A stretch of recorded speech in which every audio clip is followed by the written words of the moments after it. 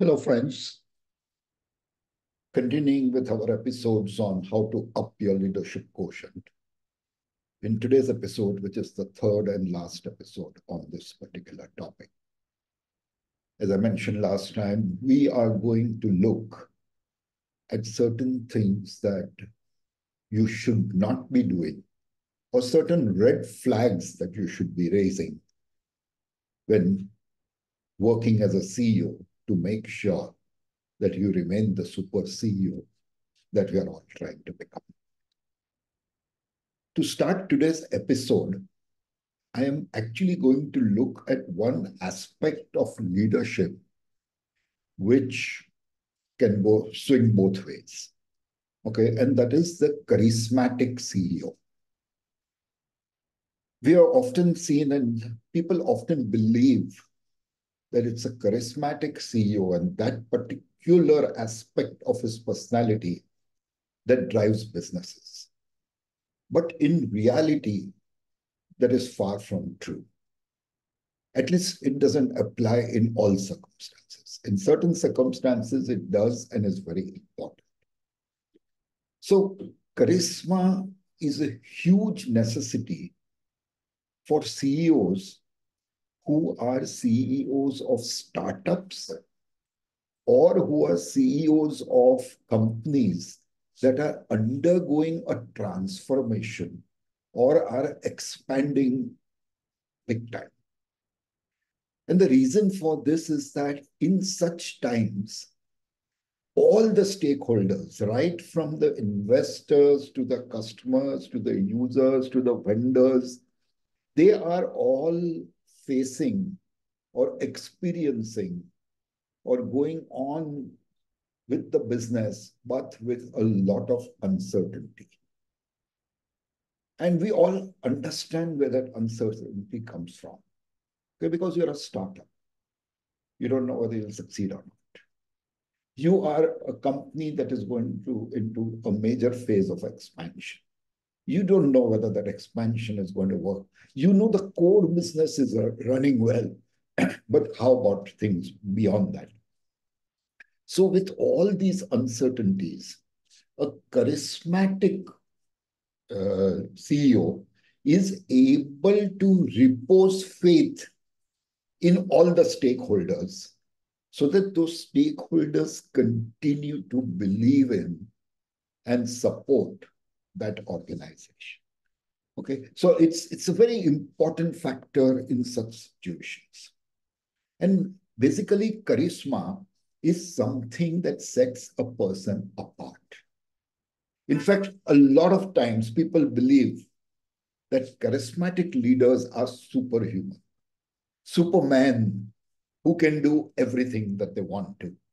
Okay, so while this perception is not entirely false, because a lot of charismatic leaders that we have seen, right from the Lee Iacocca's to Jeff Bezos and whoever else, that with Elon Musk, they are truly people who can repose faith in all the stakeholders. But then at the end of the day, it is the performance that is going to keep that faith going. Okay, so although you may be charismatic, you have to be someone who constantly delivers. As any CEO, whether charismatic or not, his value is going to be only when he constantly delivers. Because only then will people believe in him, have faith in him, and ride and support the organization in times of uncertainties. So yes, a charismatic leader is an asset in those two circumstances. Okay? And a charismatic leader, and here I refer to somebody like our current Prime Minister in India, Mr. Narendra Modi. A charismatic leader like him can be a very forceful asset for social change. And we have all seen the kind of change he's bringing about, in spite of the many adversaries that are happening. So charismatic CEOs are great poster boys and you will have heard of them all the time. And I do admire many of them, and I'm sure you admire many of them. But however, for long-term and sustainable success as a CEO, it's a combination of many different factors. Your personality alone is not something that is going to make you a super CEO. So we need to look beyond that. And if you look at statistics, if you look at the number of CEOs who are working, how many of them are charismatic, etc., you will find that most organizations are in reality led by humble, down-to-earth CEOs. They play their charismatic leaders have super egos. So these CEOs, down-to-earth CEOs, have kept their ego in control. They focus on their teams. They don't focus on themselves. And they lead from a position of competence. Okay? It's not just their charismatic personality that makes them successful. It's their competence. It's their able to deliver that makes them truly successful. Charismatic leaders, in general, I would believe, are high risk, high reward CEOs. Okay? And they quite often would create more harm than benefit for the organization. And that could have a negative impact. And this comes mainly from their superegos. Okay? But oftentimes you find that such charismatic people in general also misbehave with people. They do a lot of wrong things and think they will get away with it. So the right personality of a CEO should actually depend on what kind of an organization it is, what is the stage of the organization, and what are the current goals of the organization. It may be an organization that believes in toning down everything. But if that organization is out to create a brand, whereas they have traditionally been traders or in a B2B business, that charismatic leader is the one who can help them to do it and help that organization pursue that goal with success. So it should depend on the kind of organization. It should depend on what stage or what project that organization is getting into. Okay.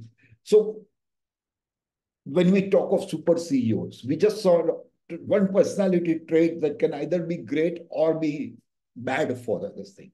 But this is one particular personality. But in general, super CEOs are people who follow and who are down to earth. Okay? Not all super CEOs are charismatic. Like while in the last episode, we saw what to do, what super CEO should be doing. In this episode, we are actually going to look at what super CEO should not be doing and what kind of red flags they should watch for and avoid. Okay? And trust me, what not to do is as important as what to do. I remember reading about it many years back, that when firemen in the US were being trained, they used to be shown a movie of Lauren and Hardy who were playing the roles of firemen. And the sole purpose of showing that movie was to learn what not to do. So knowing what to do is as important as what not to do. Okay. So what are the things that you ought not to do? Do not fail to promote and protect your employees and the team as a whole. Okay, you have to protect them. You are their leader, you are their manager. Okay, so you have to make sure that you protect them in all aspects, not only from your bosses or from other people or failure. More importantly, you have to be there to guide them and help them. And do not one kind of protection. I'm coming to that again a minute later. But one kind of protection that is definitely something that a leader, a super CEO should do is to not have that constant connection demand from his employees and teams. And don't make your teams regularly do overtime.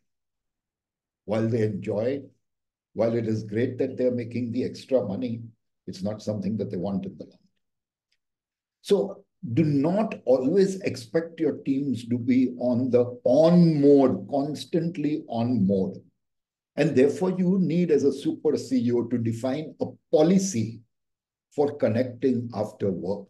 It is necessary sometimes. There could be an urgency of some kind for which but you need to define a policy. And those guidelines are something that the super CEO should exercise and obey and follow first. Because at the end of the day, if employees have no downtime, which is a relaxed time, time with their family, time to chill, maybe time to contemplate, okay, creativity and productivity will fall. No, it's a no-brainer.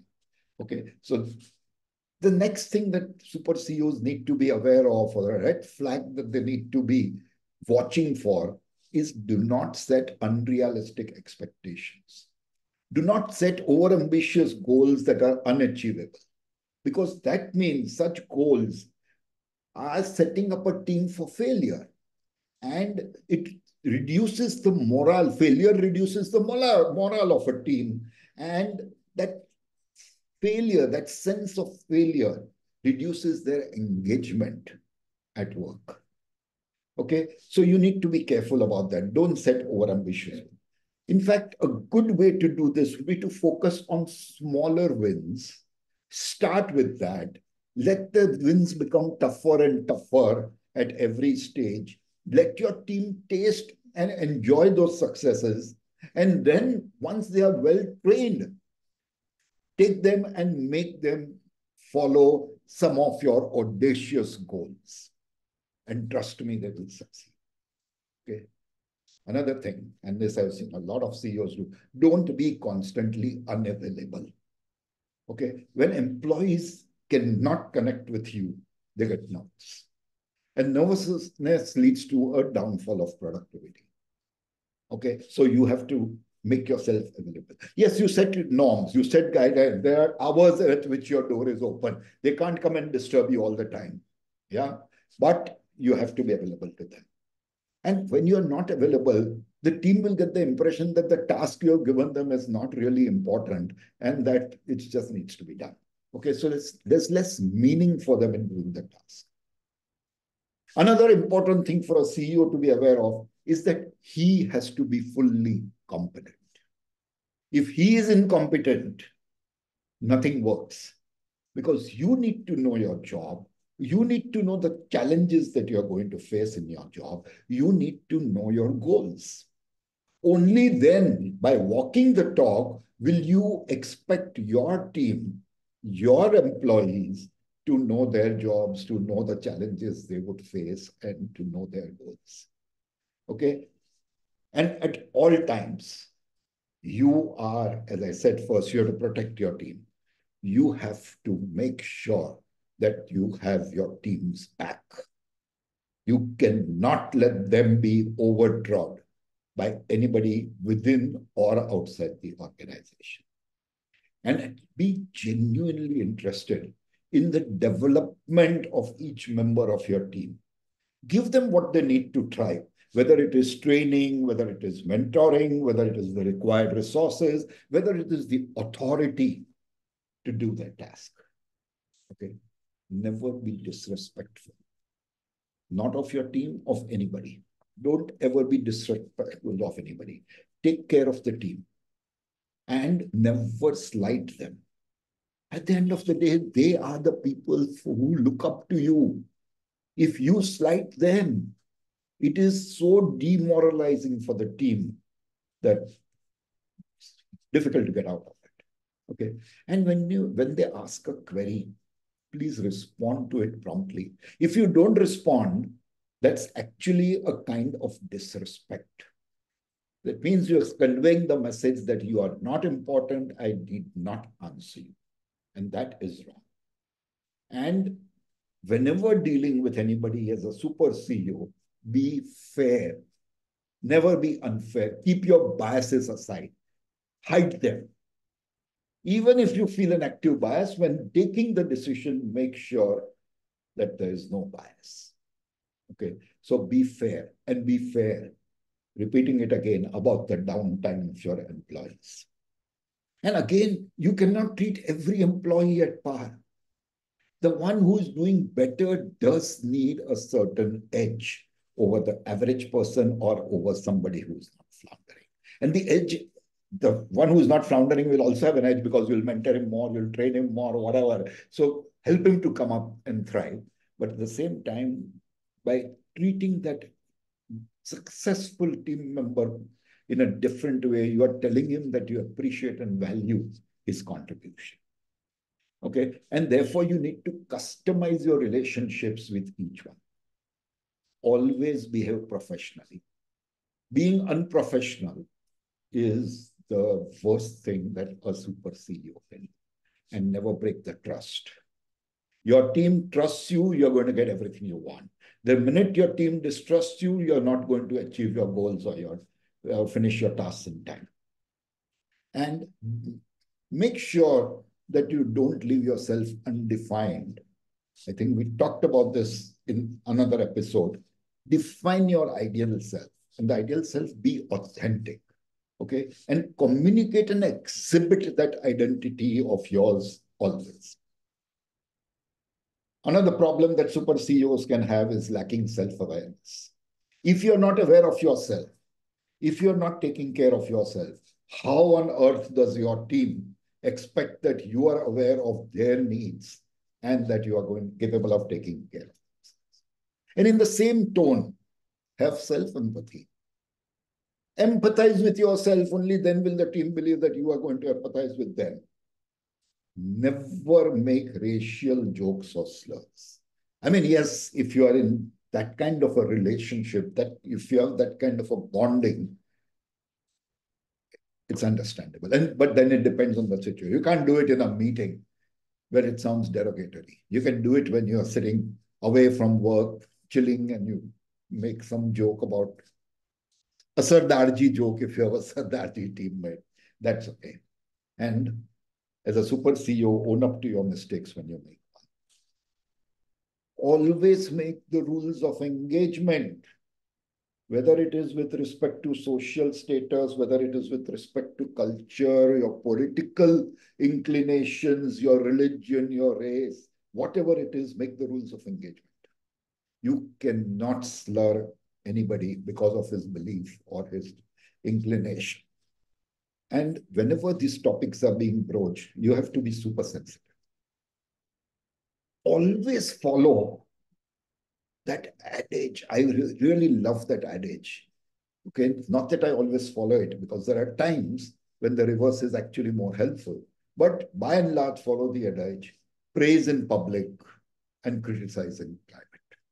But there are times when some criticisms in public can be far more effective, because it's like announcing your goals, what we talked about in some other episode. If you've announced it, you're going to do it because the world wants to see it. So if been criticized in public at times, if it is warranted, then because the public knows it, that person, that team member is going to put in double the effort to become good at whatever you criticize.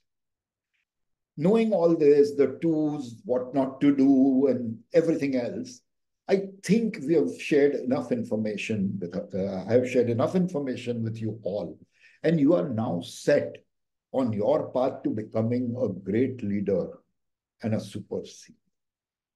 So all the very best to you. And I have received some queries. I will be responding to them over the weekend. But enjoy. I know somebody has already mentioned that that person is going to follow and hear these episodes again. Okay. The same thing happened with somebody who responded and said that the communication episodes she's going to listen to again. So enjoy. Do comment, do like the video, and please sign up and subscribe to my channels either and or on YouTube or Spotify. Thank you. Have a great day.